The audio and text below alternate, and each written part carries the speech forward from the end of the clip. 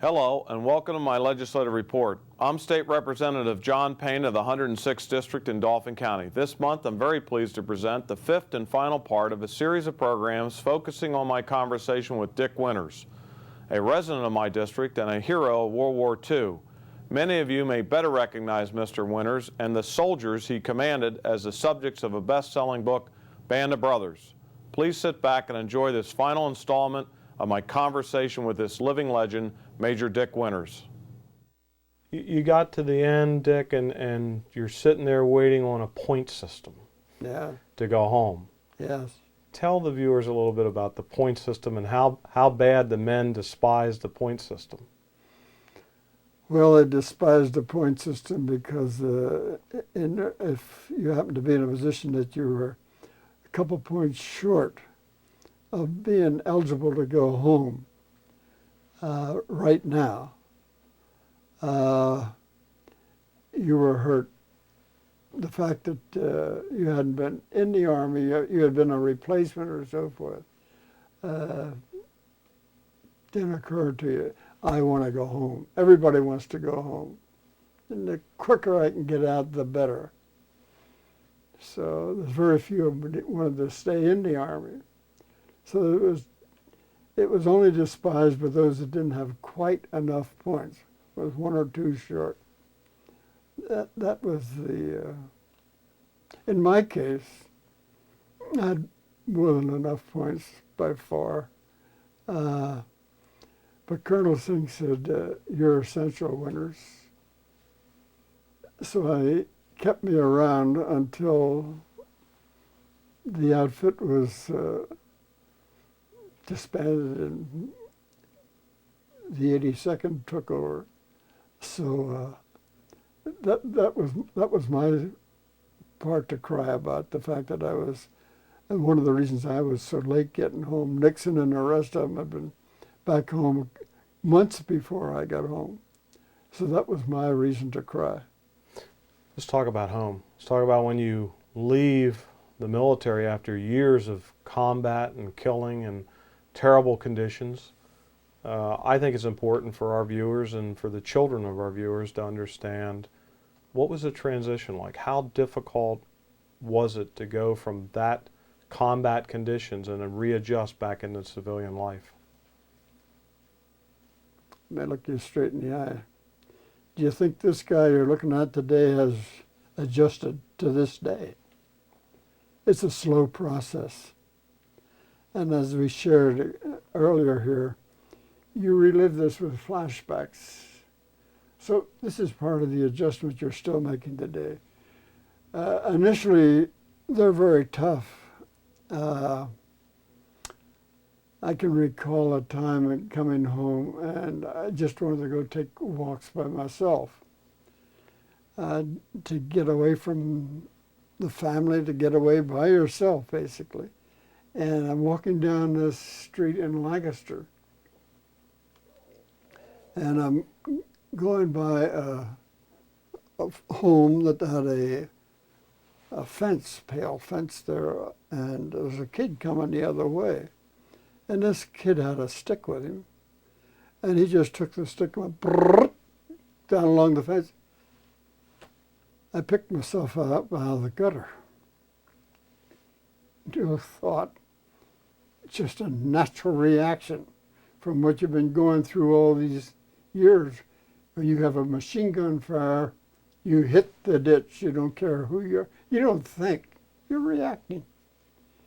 But you recover from that slowly. And it's up to you mentally to, again, not only get ready to go in combat, now you have to adjust yourself mentally to get back into civilian life and be able to adjust to civilian life. It's not easy.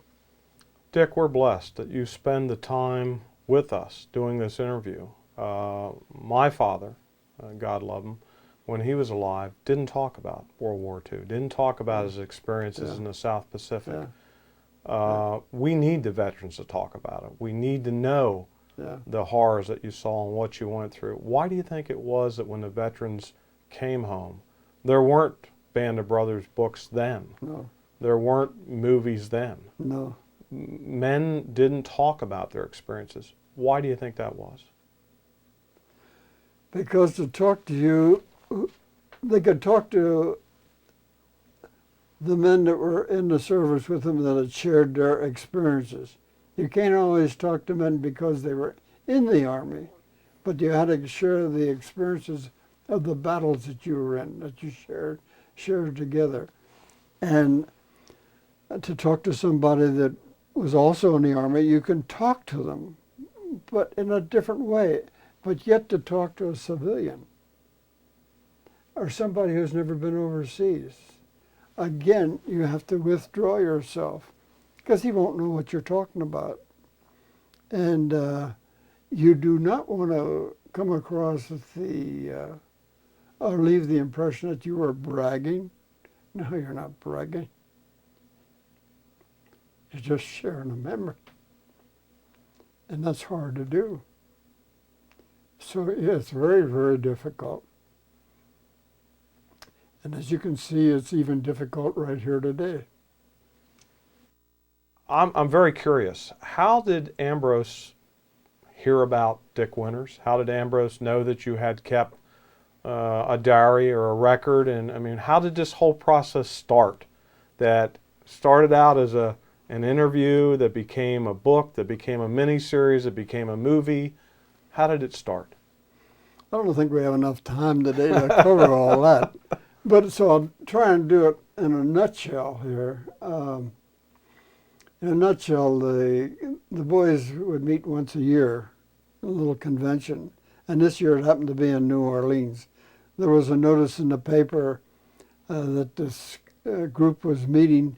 Ambrose noted it. He was trying to interview all the troops that he could for his book, D-Day. He came to the meeting. And here this fellow was out there. I refused to go to for that interview because I want the guys, you talk. If I go, they're not going to talk. Or they're going to ease off too much. Let them talk.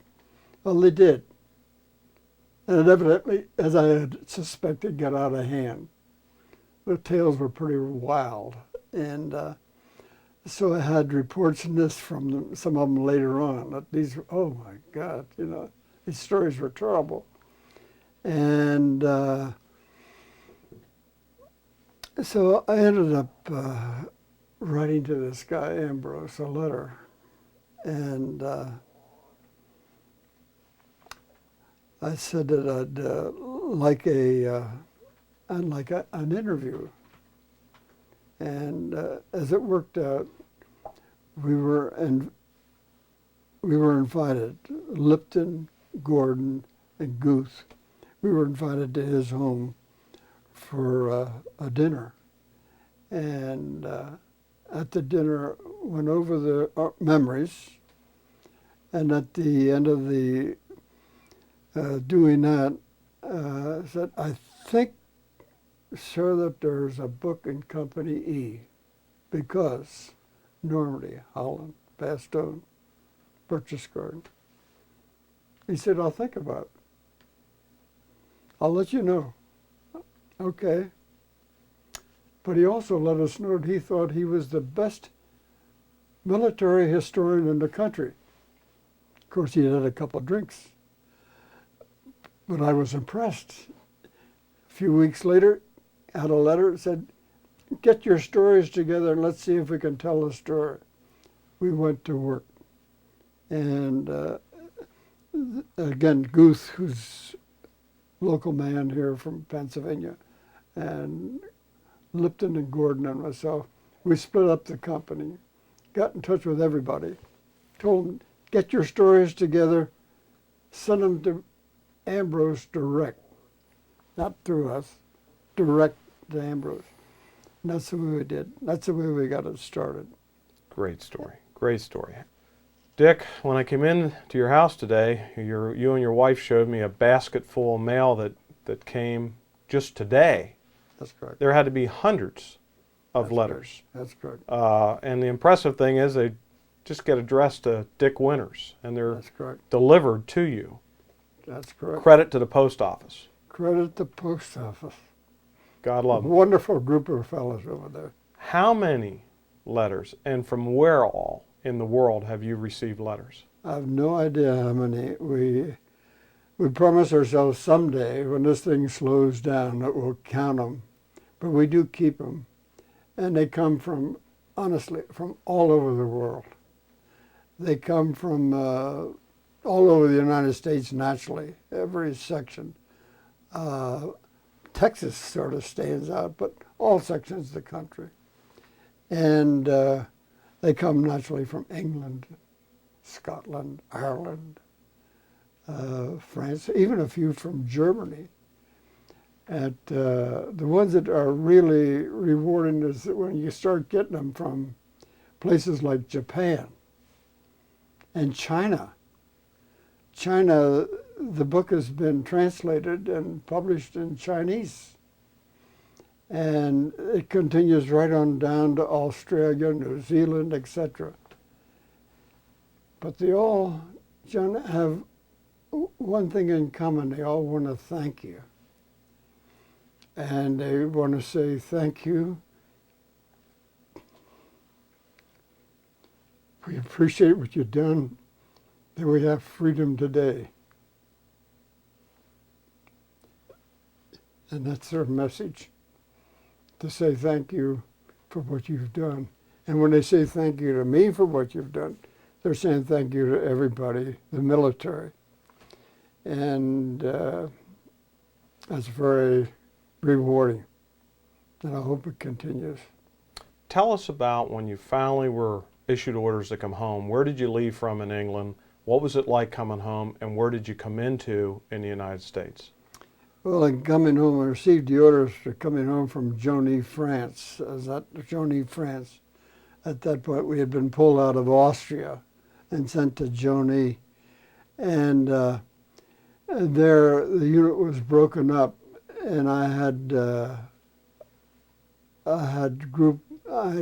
charge of a trainload of men who had the points, heading for the ship to come back home to be discharged.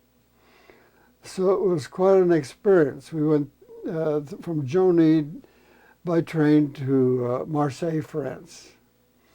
And then going down across France, these fellows, you cannot, discipline orders mean nothing. You can have guys up on top of the train. You can't tell them to come. They're their own boss, you know, the war is over. And you hit these little villages in France as you're going through the countryside, and it becomes humorous because the train will slow down and stop. And the guys jump off and go get something to eat. And it's madness, you know. The engineers in the train might stop to go have something to eat. You can't command a thing on this thing. You're just along for the ride with the rest of them. You get to Marseille, and it's basically the same thing. And you get on the boat, you come home, it continues to be the same thing. So the war is over. I don't care what your rank is. I don't care who you think you are. You're all civilians at this point. And so it's a new feeling. And you can get out of your head immediately the fact that you were an officer in charge of anything. You're not in charge of nothing at this point. Yeah. It's a new feeling. One of the things I really want to ask was your letters home, letters back and forth. What communication, all that time, that wasn't talked about on your communications with your wife, with your loved ones that you left behind. You make me smile. That's a key to your memories and telling your stories is the diaries that you kept. And The diaries I had, when I went into service originally, I had an Aunt Lottie Gardner, and from Ephrata, and she had given me this diary to keep. So I kept this daily diary, and so at this point now, when Ambrose wants the memories, I can go back to that diary. And here's what Sobel did that day, and here's what he did this day. I can relate these things. I can relate them exactly to the date and what the problem was that date. And so it goes in also in Normandy. On a third day, I sat down and I made a list of memory joggers. Just a couple of words. Gosh, it went on for a couple of pages of what had happened, what I had observed, and the sequence that they happened in. So I had them exactly the exact sequence that they had happened on each day and up to date. So then on June the 23rd, sat down and had an opportunity after I was hitting the leg and I was recovering. I had to sit down and start writing, Dear Diary. I wasn't writing to anybody, just my memories for myself. Nothing in mind at all. I just wanted to make a record of it. So I wrote, Dear Diary. So when Steve Ambrose says, give me your memories, I had my wife type them up, right, and they're in this file right here. I took them out here to Work Brothers and had them preserve the paper, because I want that to last for a while. She typed them up from my original diary that I wrote on the battlefield in Normandy, started there. And that's what we had at Ambrose. He liked it. Well, you have a lovely wife, takes great care of you, was kind enough to let us in today and infringe on your time and her time, and we appreciate that. And I have one closing question. Okay. What message could you give to the young people today about military service, about the importance of serving their country? The important thing to keep in mind for any young student, and I enjoy talking to high school group children, and we get a lot of letters, as I've shared with you, from students, all ages, basically. And basically I have one message to all. They're all the same, hang tough. And I mean by saying hanging tough, do your best every day, whether it's in school or at your job or wherever you are. Do your best every day, and you can't ask for it. You don't have to know all the answers. No way. Don't expect that of yourself. Just do your best. Satisfy yourself so at the end of the day, you can look in the mirror after you brushed your teeth and say honestly to yourself, today I did my best. And if you do that, you're being honest and everything is going to be okay. If you're honest with yourself, well, that's the important thing.